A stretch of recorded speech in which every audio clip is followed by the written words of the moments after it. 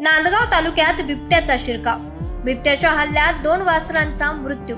पाळीव जनावरे बंदिस्त ठिकाणी बांधण्याचे वन विभागाचे आवाहन. राज्यभरात बिबट्यांच्या दहशतीचं वातावरण पसरलेलं आहे. बिबट्यांची संख्या वाढत असल्याचा अंदाज वर्तवला जात असला मात्र शेतकरी बांधवांसह सर्वसामान्य जनता देखील भयभीत झालेली आहे.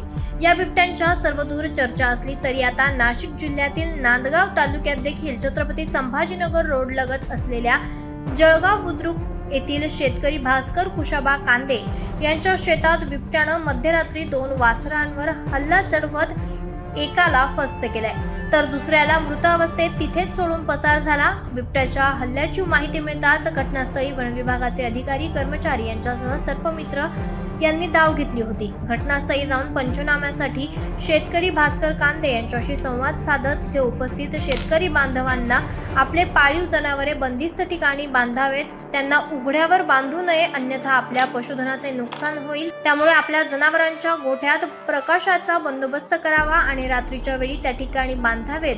त्यामुळे बिबट्याला शिरकाव करता येणार नाही. आपले पशुधन, पाळीव प्राणी तसेच आपल्या कुटुंबातील लहान मुलांची काळजी घेण्याचं आवाहन वन विभागाने केलंय. या प्रसंगी घटनास्थळी वनरक्षक अण्णा टेकनर, नवनाथ बिन्नर, रामचंद्र गंडे, प्रभाकर निकुंभ तसेच वनकर्मचारी उपस्थित होते. नांदगाव वनपरिक्षेत्र अधिकारी हेमंत कोकाटे यांच्या मार्गदर्शनाखाली सदर घटनेचा पंचनामा करून संबंधित शेतकरी भास्कर कुशाबा कांदे यांना वनरक्षक अण्णासाहेब टेकनर आणि नवनाथ बिन्नर यांनी मार्गदर्शन केलं. स्थानिक शेतकरी बांधवांसह परिसरात दहशतीचं वातावरण पसरलं आहे.